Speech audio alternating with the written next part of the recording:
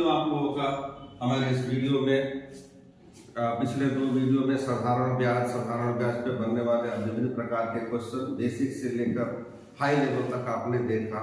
जैसा कि मेरा वादा और दावा दोनों था कि हम साधारण ब्याज के किसी भी प्रश्नावली को परीक्षा में पूछे गए ज्यादातर प्रश्नों को बिना किसी ट्रिकी रूल के, यानी कि किताब में हर तरीके के प्रश्न के लिए अलग अलग ट्रिकी रूल्स होते हैं और उस रूल्स पे हम जाके क्वेश्चंस को बनाते समय बहुत ही अच्छा भी लगता है।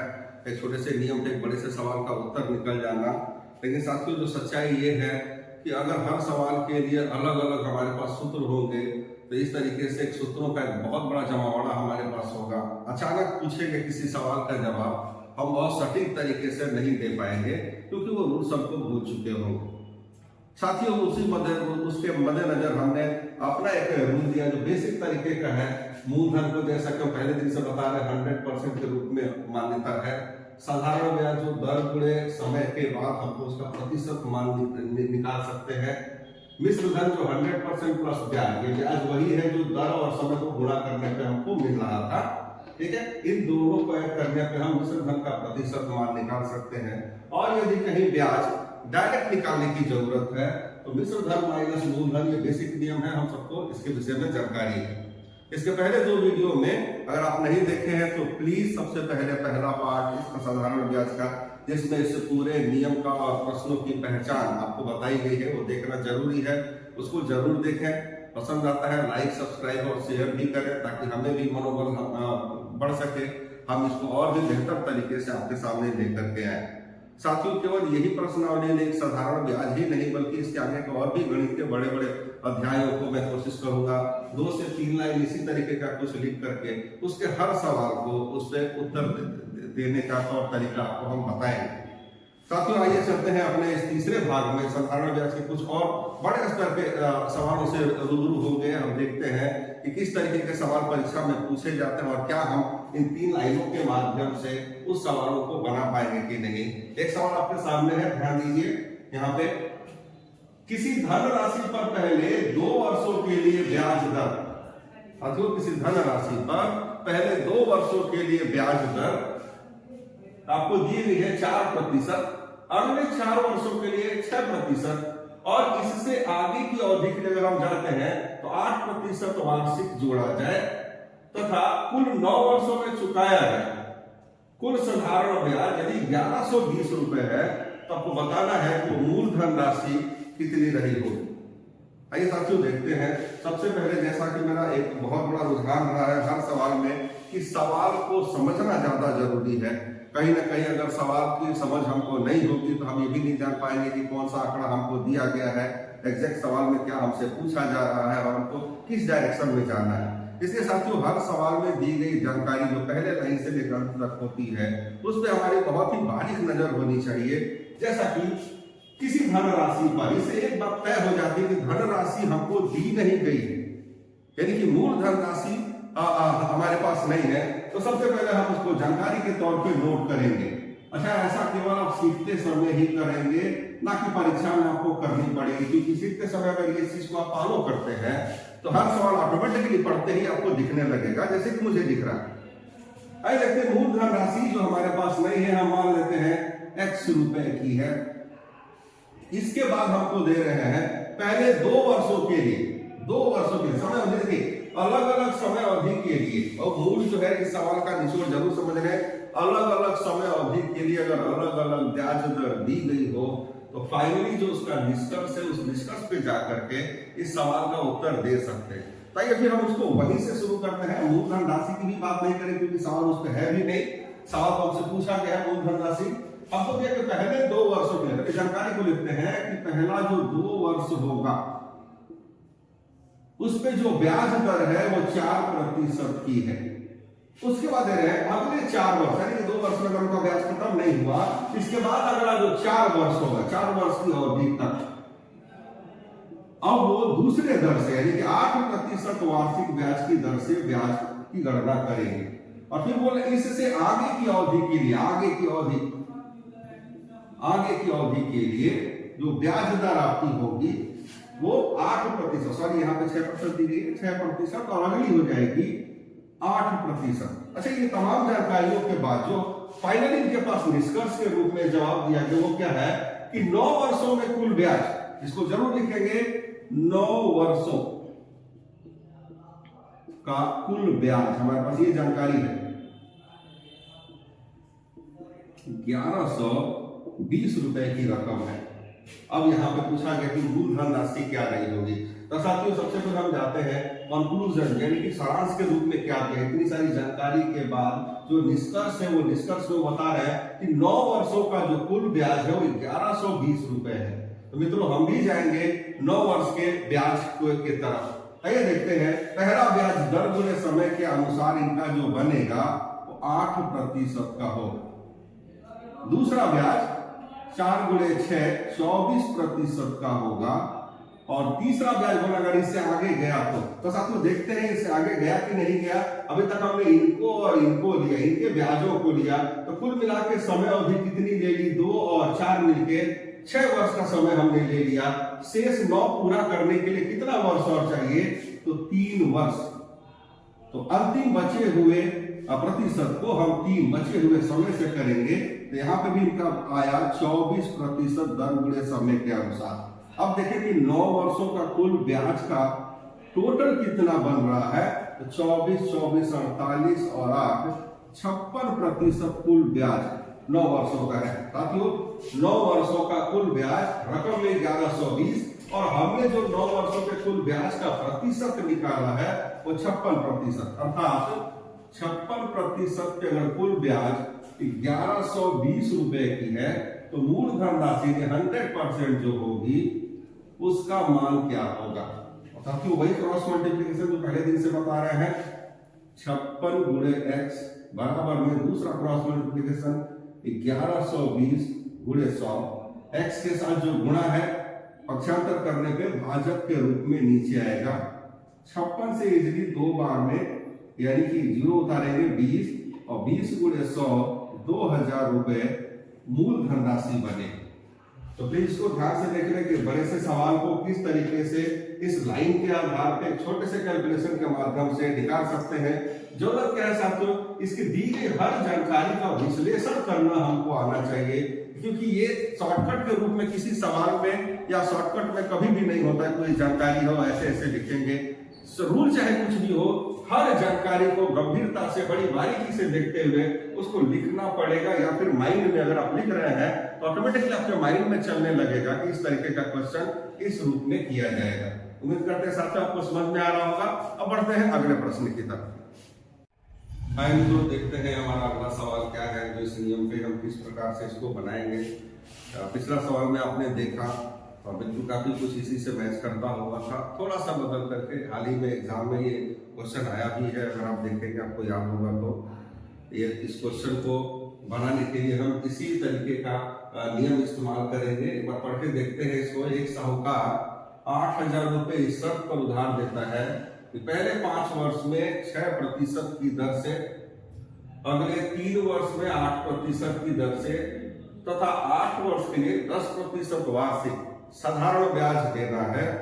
तो आपको बताना है इसमें, तो 12 वर्ष के अंत में ब्याज की कितनी राशि लौटानी हो। तो काफी कुछ वैसा ही है, अलग अलग समय अवधि के लिए अगर हम ध्यान दें तो अलग अलग ब्याज दर हमको दिया गया है। पिछले सवाल में सेम यही क्वेश्चन था, आपसे मूलधन पूछा गया था, बदले में आपको ब्याज दिया गया था। इस बार मूलधन आपको दिया है और ब्याज आपको बता दिया। आइए साथियों, देखते हैं सवाल को कैसे हल करेंगे। जैसा कि मैं हर सवाल में बोलता हूं, सबसे पहले जानकारी को लिखा जाएगा। मूलधन राशि हमारे पास अलग से दी गई है, मूलधन जो कि 8000 रुपए है। इसके बाद अब शर्त उनका लिखते हैं, दे रहे कि 5 वर्ष में, 5 वर्ष की अवधि में ब्याज चुकाना है 6% की दर से। अगले 3 वर्ष तक जो ब्याज चुकाना है वो है 8% की दर से, तथा उसमें भी ब्याज चुकता नहीं हो तो अगले 8 वर्ष की अवधि तक ब्याज चुकाना पड़ेगा 10% की दर से। अच्छा, मैंने बोला था कि हमारे पास जानकारी जो भी है उसका सारांश हम जरूर लिख लेंगे। इस बार सारांश के रूप में हमारे पास मूलधन राशि है और कुल ब्याज हमको कितना देना पड़ेगा 12 वर्ष की अवधि में। तो इनका सारांश क्या है, 12 वर्ष की कुल अवधि है 12 वर्ष में कुल ब्याज कितना होगा, ये हमारा क्वेश्चन है। तो मुख्य जब अलग अलग समय अवधि का अलग अलग दर दिया गया तो सबसे पहले हमको ये देखना चाहिए कि कुल समय अवधि कितनी दी गई है, जो कि 12 वर्ष है। तो ये सबसे पहले हम 12 वर्ष के कुल ब्याज के प्रतिशत की गणना करके देखते हैं। पहला ब्याज दर गुणे समय, इसी के आधार पे दर गुणे समय करते हैं तो 30% ब्याज हमको देना पड़ेगा। दूसरा 3 वर्ष 8% की दर से 8 तरीके 24% ब्याज यहाँ हमको देना पड़ेगा। उसके बाद यहाँ पे ब्याज दर गुणे समय के अनुसार देखेंगे तो 80%। लेकिन नहीं, जैसा मैंने बोला था कि सबसे पहले 2 समय अवधि में हम नोट कर लें कि कितना समय हमने कुल ले लिया। तो 5 और 3 8 और 12 होने के लिए शेष बचते हैं 4 वर्ष और। तो अंतिम वाले को हमेशा बचे हुए शेष अवधि से, 8 से नहीं, शेष अवधि से, शेष जो समय है, शेष 4 वर्ष, उस बचे हुए समय से इसको गुणा करेंगे तो ये हो जाएगा 40%। इस प्रकार से कुल 12 वर्ष का ब्याज का जो प्रतिशत मान है आप कैलकुलेट करके देख सकते हैं। ये आपका 4 और ये हो जाएगा 5 4 9 94% कुल ब्याज बनता है।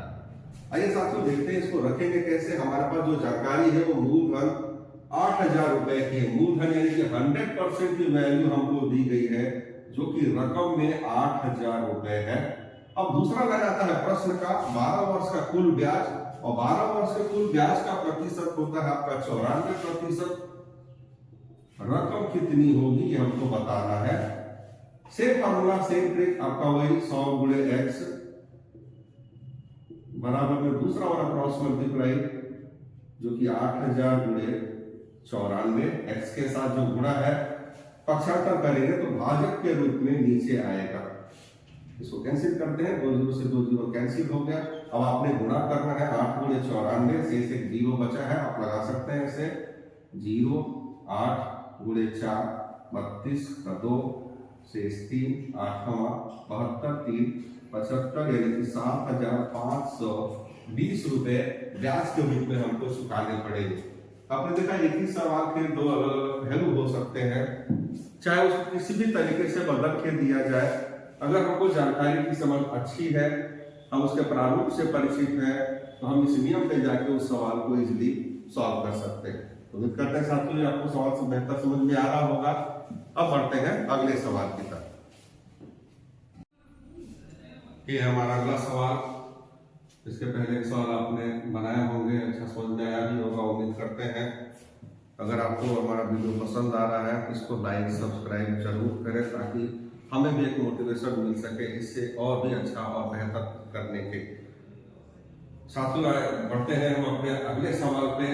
दिया गया है कि 4500 रुपए को 2 भागों में इस प्रकार कर्ज पर लगाया गया कि 10% की दर से 5 वर्ष का जो साधारण ब्याज तथा दूसरे भाग पर 5% की दर से 8 वर्ष के साधारण ब्याज के बराबर हो।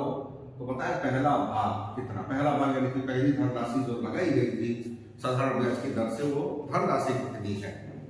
आइए सबसे पहले इस सवाल के प्रारूप को देखें कि हमको जानकारी में क्या बता रहे हैं। मित्रों जानकारी में हमको एक रकम दी गई है जो 4500 रुपए की है। इसको 2 भागों में कर्ज पे लगाने की, माना कि भाग ए और भाग बी कर्ज पे लगाया है, लेकिन इसमें से कितनी रकम ए के लिए या 4500 से कितनी रकम दूसरे भाग के रूप में लगाएगी, इसकी जानकारी हमको नहीं दी गई है। आइए देखते हैं बाकी जानकारियां क्या है।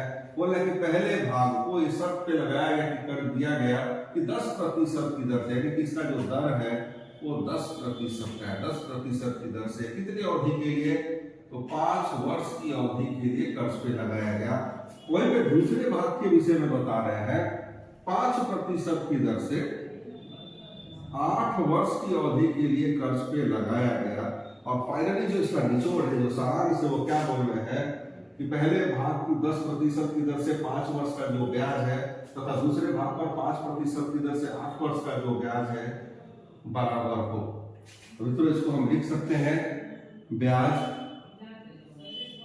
ए पे जो मिलेगा बता रहे हैं वो बराबर है मिलने वाले ब्याज बी के ब्याज ए, यानी कि पहली राशि पे जो ब्याज इस दर इस समय के लिए मिलेगा वो बराबर होगा दूसरी धनराशि पे 5% की दर से 8 वर्ष में मिलने वाले ब्याज है। हमने लिख लिया कि पहला वाला जो ब्याज ए होगा वो बराबर होगा ब्याज बी के। आइए मित्रों देखते हैं इस लाइन के माध्यम से क्या संभव है ऐसे सवालों का उत्तर दे पाना। कहीं हमारे पास जानकारी में अगर दो ब्याजों का तुलना दिया गया है तो हम इस सब जानकारियों को लेकर के फोकस करेंगे केवल और केवल ब्याज की तरफ। देखते हैं पहला ब्याज धन मूल्य समय के आधार पे 50%, दूसरा वाला ब्याज धन मूल्य समय के आधार पे 40% है। अब मित्रों हम लेके चलते हैं यहाँ पे पहला वाला जो ब्याज है वो 50% क्योंकि बराबर है दूसरे वाले के 40% ब्याज के। मित्रों आपको जानकारी होगी गणित में दो अलग अलग इकाइयों को अगर समान रूप से तुलना में रखा जाए तो उसको हम बोलते हैं अनुपात। आने वाले अगले वीडियोस में अनुपात में आपको डिटेल में इसके विषय में पढ़ाएंगे। फिलहाल जानकारी के लिए बता दें आपको छोटी सी जानकारी है, दो अलग अलग इकाइयों को तो दिखने और सुनने में अलग अलग हो फिर भी गणितीय आधार पे बराबर की तुलना में उनको रखा जाए उसी को अनुपात कहते हैं। यानी कि 50% ए का जो ब्याज है वो बराबर है 40% बी के ब्याज के, तब तो यहाँ पे अनुपात बनेगा। यानी कि ए पहला ब्याज संबंध है दूसरा ब्याज। मित्रों ब्याज बनाने के लिए इनको क्या करते हैं, अनुपात बनाने के लिए आपस में एक दूसरे को इंटरचेंज करते हैं। यानी कि 40% ए को गया और 50% ए वाला बी को गया और इस प्रकार से हमने इनको अनुपात में तब्दील कर दिया। इसको अनुपात को लघुत्तम रूप में व्यक्त करें, ये प्रतिशत 0 कैंसिल, यानी कि 4x संबंध है 5x। ये हो गए वो दो हिस्से जिनमें बटा था ये 4500 की रकम। अर्थात अगर इन दोनों को हम जोड़ें तो कुल रकम 4500 के बराबर ही होगी। आइए इसको सॉल्व करते हैं। पहला हिस्सा 4x प्लस दूसरा हिस्सा 5x मिलकर के कुल रकम 4500 बनी, यानी कि 9x बराबर 4500। x का मान अगर 9 से इसको भाग लगाएंगे तो 500 रुपए। मित्रों अब हमारा सवाल आ रहा है कि ये जो पहला वाला भाग है वो कितना है, इसको इसमें गुणा करेंगे 4 गुणे 500 और रकम बनेगी 2004x बराबर 4 गुणे 500, यानी कि पहली धनराशि 2000 रुपए की थी। उम्मीद करते हैं साथियों आपको बेहतर समझ में आ रहा होगा। प्लीज कोऑपरेट करें, जैसा मैं आपको सिखा रहा हूं सवाल को उस तरीके से देखिए। आपको ये सॉल्यूशन का प्रारूप नहीं है, इस सवाल में कही गई बात का प्रारूप है। जो सॉल्यूशन की हम बात कर रहे हैं, अगर ये प्रारूप हम लिख रहे हैं यहाँ पे तो कहीं ना कहीं हमारे माइंड में उसका पूरा कंक्लूजन आ रहा है, और इस प्रारूप को समझने के बाद जो सॉल्यूशन की बात करें तो केवल आपका ये 2 लाइन ही है जो इसके आधार पे बना है। तो बड़े से बड़े सवाल को हम एक छोटे से सॉल्यूशन में कन्वर्ट कर सकते हैं इस रूल के माध्यम से, यदि उस सवाल की लिखी गई हर तथ्य पे हमारा ध्यान हो, फोकस हो। मित्रों इस तरीके से उसके प्रारूप को हम लिखेंगे, ये सॉल्यूशन नहीं बल्कि दी गई जानकारी का अवलोकन। आइए बढ़ते हैं इसी के साथ अगले सवाल पे, देखते हैं क्या रुझान है। ऐसा जो देखते हैं हमारा अगला प्रश्न, पिछला प्रश्न जो आपने बनाया काफी कुछ उससे मिलता जुलता है, थोड़ा सा इसके प्रारूप में बदलाव है। ध्यान देंगे 25,000 रुपए की धनराशि इस शर्त पर उधार दी गई कि पहला भाग 5% वार्षिक साधारण ब्याज की दर से 4 वर्ष तथा दूसरा 6% वार्षिक दर से 5 वर्ष में प्राप्त मिश्र धन के बराबर हो तो दूसरा भाग बताएं। पिछले क्वेश्चन में अगर आप ध्यान देंगे तो 4500 की एक धनराशि थी जिसको अलग अलग बांटा गया, जो निश्चित दर और समय अवधि के बाद उन दोनों का ब्याज बराबर होना बोला गया था। और यहाँ पे आपको बताया जा रहा है कि दोनों का मिश्र धन बराबर है। तो बिल्कुल सेम उसी प्रकार से इस सवाल के प्रारूप को एक बार लिख के देखते हैं। एक धनराशि है तो 25,000 रुपए की है, 2 भागों में इसको बांटा गया, माना भाग ए और भाग बी। पहले भाग के विषय में बता रहे हैं कि पहले भाग 5% वार्षिक की दर से समय अवधि दी गई है कि 4 वर्ष के लिए कर्ज पे लगाया गया। वहीं पे दूसरा भाग जो है उसको 6% वार्षिक ब्याज दर से 5 वर्ष के लिए कर्ज पर लगाया गया। और फाइनली इनको लगाने के बाद जो निष्कर्ष है, इस बार दोनों का मिश्र धन बराबर है। मित्रों देखते हैं इसको, मिश्र धन जो पहला वाला है मिश्र धन ए बराबर है मिश्र धन बी के। अच्छा, यहाँ पे दो मिश्र धनों का बराबर होना हमको बताया गया है। हमारा सारा फोकस इस दी गई जानकारी से किस पे होगा? मिश्र धन पे। जैसे पिछले सवाल में दोनों ब्याज का बराबर होना बोला गया था, उसी तरीके से इस सवाल में दोनों मिश्र धन का बराबर होना बताया गया है। पहले देखते हैं मित्रों मिश्र धन का क्या नियम है। मिश्र धन बोलते हैं 100% प्लस ब्याज। ये ब्याज वही होगा जो दर और समय के गुणनफल से हमको मिलेगा। तो यहाँ पे अगर दर और समय को हम गुणा करते हैं तो 20% और उस 20% ब्याज में अगर 100 को हम ऐड कर दें तो मिश्र धन की इकाई बन जाएगी। यानी कि 100% प्लस ब्याज यानी कि 20%, इस तरीके से मिश्र धन 120% बने। यहाँ पे मिश्र धन उसी प्रकार से 100% प्लस ब्याज यानी कि दर बड़े समय 30%, और इस तरीके से मिश्र धन बना हमारा 130%। अब इसी चीज को हम उठा के यहाँ पे रखते हैं। पहला मिश्र धन यानी कि 120% जो मिश्र धन है वो बराबर है दूसरे वाले 130% मिश्र धन के, 130% मिश्र धन के। और जैसा कि मित्रों अभी मैंने बताया था, दो अलग अलग इकाइयों को जो दिखने और सुनने में अलग हो और गणित के लिए उनको समानता के आधार पर अगर जोड़ता है तो उसे हम अनुपात कहते हैं। यहाँ पे मिश्र धन ए जो कि दिखने और सुनने में 120 और 30 अलग है, फिर भी गणितीय तर्क में उनको बराबर कहा गया है। यानी कि इनके बीच में एक अनुपात, एक संबंध बनेगा। तो यहाँ से अनुपात का रचना कर सकते हैं ए संबंध बी, यानी कि पहला संबंध है दूसरा। उसके लिए करना क्या है? इनकी संख्या इनको और इनकी संख्या इनको ट्रांसफर होगी। यानी कि दूसरे का 130% पहले को और पहले का 120% दूसरे को अनुपात के रूप में लघुत्तम रूप में व्यक्त करें तो प्रतिशत शून्य कैंसिल, यानी कि 13 संबंध 12। और यही अनुपात है वो दो हिस्से इनमें इनका बंटवारा हुआ था। साथियों अगर इन दोनों को हम जोड़ें तो कुल धनराशि 25,000 के ही बराबर होगी। अर्थात पहला और दूसरा भाग का योग बराबर में 25,000। जोड़ के देखते हैं 13x प्लस 12x जो कि बराबर है कुल धनराशि 25,000 के, यानी कि 25x बराबर 25,000 और इस प्रकार x का मान 1,000 रुपए। अब यहाँ से सवाल आता है कि दूसरा भाग बताएं 12 गुणे x, और x कितना है? 1,000, यानी कि 12 में 1,000 को अगर हम गुणा करें तो ये धनराशि जो मिलेगी 12,000 रुपए की होगी।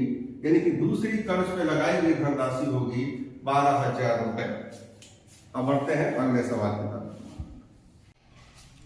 साथियों देखिए आपके सामने ये है अगला सवाल। 1,500 रुपए का 6% वार्षिक ब्याज की दर से 10 वर्ष का साधारण ब्याज उतना ही होगा जितना कि 5% वार्षिक दर से 3,000 रुपए का टी वर्ष में होगा। तो बताएं टी का मान क्या होगा? टी यानी कि समय आपको नहीं दिया गया है। मित्रों सबसे पहले मैंने बोला था कि सवाल में दी गई जानकारियों को लिखना बहुत जरूरी है, क्योंकि सवाल की यदि हमको समझ नहीं होगी तो हम उसका उत्तर भी नहीं दे पाएंगे। आइए देखते हैं कि जानकारियां क्या क्या है। मूलधन के तौर पे हमको एक जानकारी दी गई है 1,500 रुपए की। यह है 1,500 की रकम। दर से हमको बताया गया है कि 6% वार्षिक साधारण ब्याज दर से समय अवधि हमको दे रहे हैं 10 वर्ष का। बोल रहे हैं इस रकम पे इस दर से 10 वर्ष की अवधि का जो ब्याज होगा ये उतना ही होगा जितना कि एक दूसरी धनराशि हमको बता रहे हैं 3,000 रुपए पर 5% वार्षिक साधारण ब्याज की दर से टी वर्ष में होगा, और इसी टी की वैल्यू हमने निकाली है। मित्रों ध्यान रहे कुछ इस तरीके के स्टेटमेंट बार बार आपको सवालों में दिखते हैं। उतना ही जितना की, ये स्पेशल लाइन है। उतना ही जितना की का सीधा सा अर्थ होता है कि किन्हीं दो इकाइयों का आपस में तुलना किया गया है, और तुलनात्मक रूप से उतना ही जितना की का मतलब है कि दोनों बराबर है। अर्थात इसका जो ब्याज होगा, सपोज दैट साधारण ब्याज अगर यहाँ पे हम करें तो ब्याज माना कि 1, और यहाँ पे जो भी ब्याज आएगा हो सकता है वो ब्याज दो, ये बोल रहे उतना ही है जितना कि इनका, यानी कि दोनों ब्याज बराबर है। तो मित्रों इसको हमेशा माइंड में रखिएगा, उतना ही जितना कि जो कंपैरेटिव लैंग्वेज है कहीं ना कहीं गणितीय तर्क पे दो अलग अलग इकाइयों को साझा बराबरी में लेकर के आता है। तो यहाँ पे दोनों का ब्याज बराबर होना बोला गया है। चलिए सबसे पहले इसका हम ब्याज निकालते हैं। 100% पे जो वैल्यू पहली इकाई में हमको दी गई है वो रकम है 1500 की। रही बात ब्याज की, तो दर बड़े समय करके इनके ब्याज का जो प्रतिशत मान है वो 60% हो रहा है। देखते हैं रकम इसकी क्या होगी। मित्रों निकालते हैं उसकी क्रॉस मल्टीप्लिकेशन के, तो इसका रकम 100 गुणे x जो कि बराबर हो जाएगा 60 गुणे 1500, 60 गुणे 1500 के x के साथ जो गुणा है पक्षांतर करने पे वो भाजक के रूप में बटा में आएगा। और इस प्रकार 2 जीरो से 2 जीरो कैंसिल, 15 छके 90 और 1 जीरो, 900 की रकम बनी जो कि पहला ब्याज होगा। ये है हमारा पहला ब्याज 900 रुपए की रकम। इनके दिए गए स्टेटमेंट उतना ही जितना की के अनुसार अगर चले तो वही ब्याज दूसरा भी होगा। अब मित्रों बारी है हमको समय निकालने की। दर या समय दोनों में से किसी भी चीज का कैलकुलेशन हो, पिछले वीडियोस में मैंने बार बार बताया है कि जब भी सवाल दर पे या समय पे पूछा जाए हमारे पास ब्याज की रकम होनी चाहिए जो कि अभी में हमारे पास है। आइए मित्रों देखते हैं समय कैसे निकालेंगे। यहाँ पे 100% जो मूलधन राशि है वो हमको 3000 रुपए दी गई है। दूसरी धनराशि जो हमारे पास मौजूद है 900, और ये धनराशि है किसकी, ब्याज की, साधारण ब्याज की है। यानी तब तो दर गुणे समय, और यहीं पे हमारा प्रश्न 5t% के रूप में आएगा। सीधे से इसको हम क्रॉस मल्टीप्लाई करेंगे, 5t गुणे 3000 बराबर में 100 गुणे 900। चूंकि टी का मान निकालना है तो टी के साथ जितनी भी संख्या है उन सभी को पक्षांतर करेंगे तो भाजक के रूप में नीचे आएंगे, यानी कि 5 गुणे 3000। कैंसिल करें इसको, 2 जीरो से 2 जीरो कैंसिल, 1 जीरो से 1 जीरो कैंसिल, 5 से ये कैंसिल हो जाएगा 2 बार में, 3 से ये कैंसिल हो जाएगा 3 बार में, 2 तिहाई 6, यानी कि टी का मान 6 वर्ष का है। तो मित्रों इस तरीके के क्वेश्चन को भी हम इस 3 लाइन के आधार पे सॉल्व कर सकते हैं। जरूरत है कि सवाल की परख हमको हो कि दी गई जानकारी हमको किस तरफ इशारा कर रही है और हमको क्या करने पे इसका उत्तर मिलेगा। ये मित्रों हमारा अगला सवाल को तो एक बार ध्यान देंगे। 5000 रुपए की धनराशि आंशिक रूप से 4% और 5% वार्षिक दरों पर लगाई गई। 2 वर्ष के बाद उस पर 4.2% वार्षिक औसत दर से ब्याज प्राप्त हुआ। 5% की दर पर कितनी रकम लगाई गई थी, हमारा प्रश्न है। क्या इस तरीके के क्वेश्चंस को भी हम इस लाइन पे जाकर के लगा पाएंगे कि नहीं, ये देखने के लिए मैंने एक क्वेश्चन आपको दिया है। अगर ट्राई करके आप लोग भी देखें कि किस तरीके से क्वेश्चन को लगाया जाएगा। देखिए सवाल किस रूप में बनेगा, कैसे बनेगा, कोई किसी सवाल के लिए किसी नए नियम पे हमको नहीं जाना होता। कहीं ना कहीं जो उस अध्याय के जो लिमिट मात्रा में जो भी सूत्र या नियम है कहीं ना कहीं उसी पे जाकर हम दिए गए सभी प्रश्नों का जवाब देते हैं। सबसे बड़ा जो चीज है वो ये है कि सवाल की बारीकी को देखना, उसमें क्या चीज हमको दिया गया है, क्या चीज छुपा दिया गया है, किस तरीके से उसको सामने हम लेकर के आ सकते हैं। आइए एक बार देखते हैं कि सवाल की जानकारी को।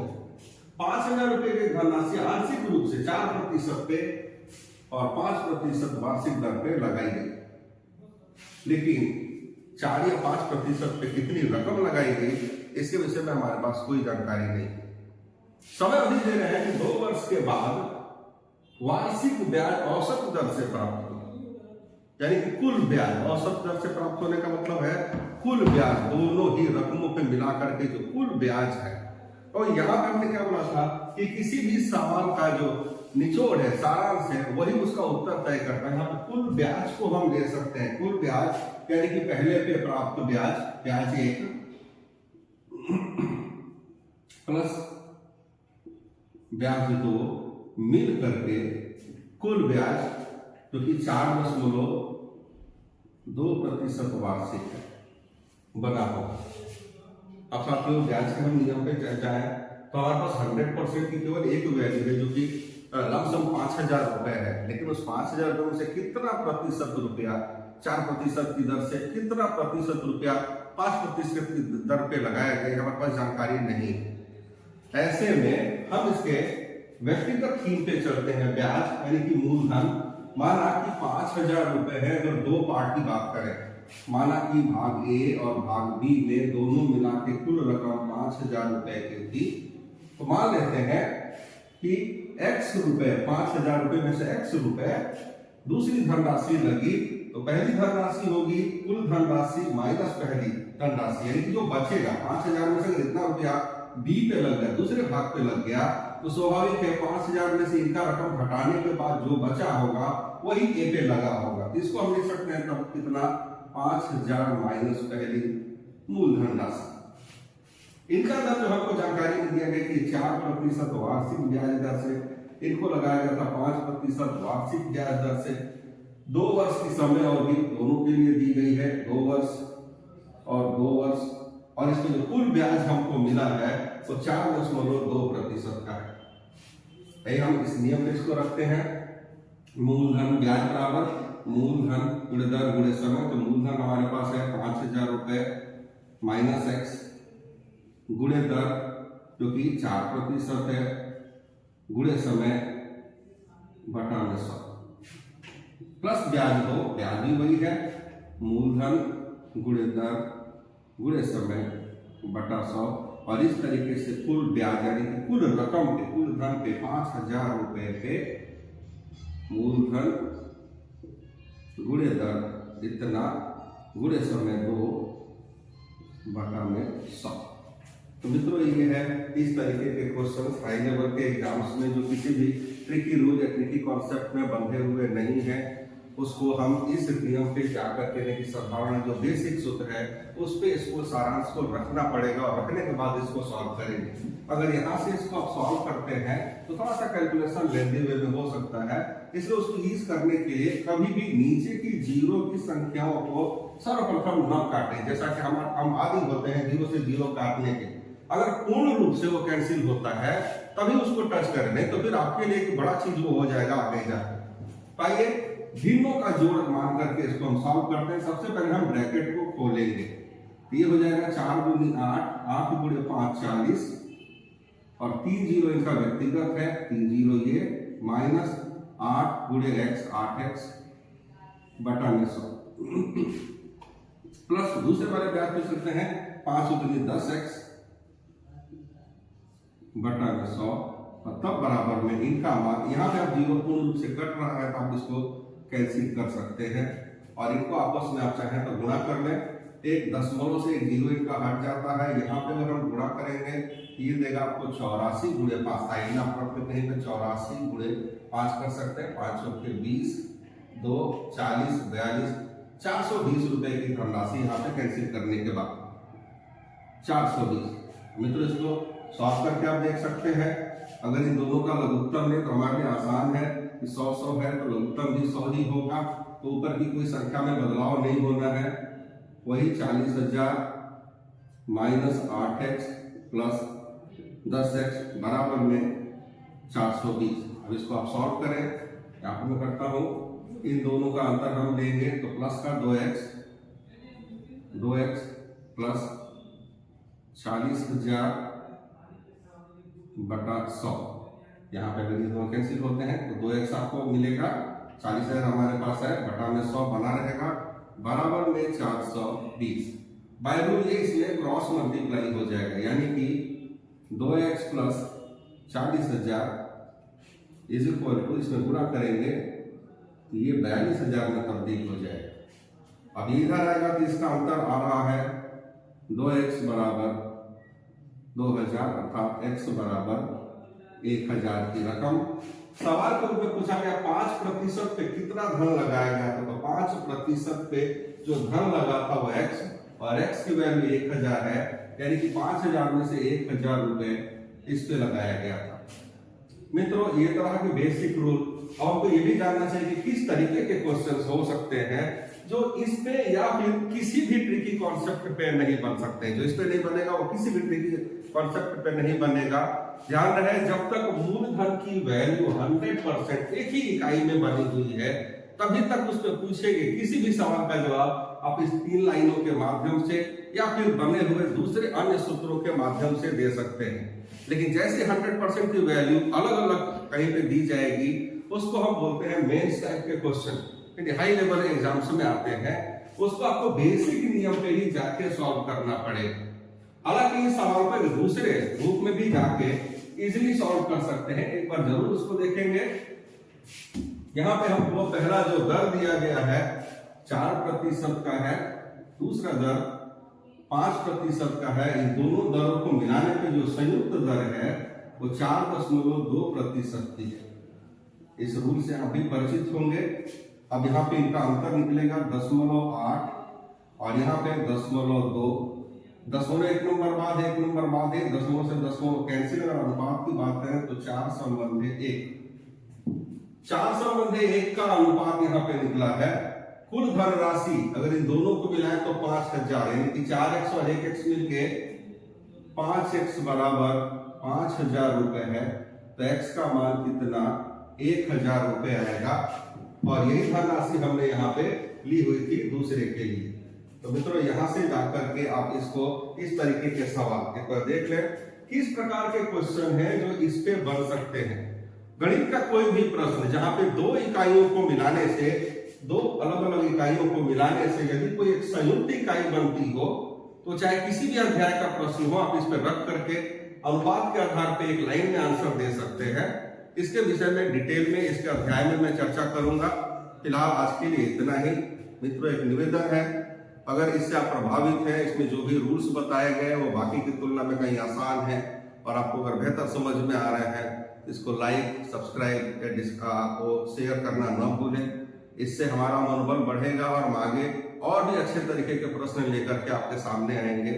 अगर इसके आगे के भाग की बात करें, बड़े परीक्षाओं में पूछे जाने वाले प्रश्नों के लिए फिलहाल अभी तक जो भी क्वेश्चंस डिस्कस किए गए आगामी आने वाले परीक्षाओं को ध्यान में रख करके ही मैंने दिया है। अगर आप किसी परीक्षा में जाएंगे इससे बाहर कोई भी क्वेश्चन नहीं आएगा, इसको सीखने की जरूरत है। अभी जो एग्जाम्स आपके आ रहे हैं, यूटीपी है, टेट है, पेट है, सुपर टेट है या अग्निवीर है, इससे बाहर साधारण ब्याज के क्वेश्चंस नहीं आएंगे। सही तरीके से इसको अगर आप अवलोकन करें तो बहुत ही आसानी से इस तरीके के सवालों पर विजय प्राप्त कर सकते हैं। उम्मीद करते हैं आपको हमारा ये वीडियो पसंद आ रहा होगा। आगे भी हम आपके लिए इसी तरीके का वीडियो बनाते रहेंगे।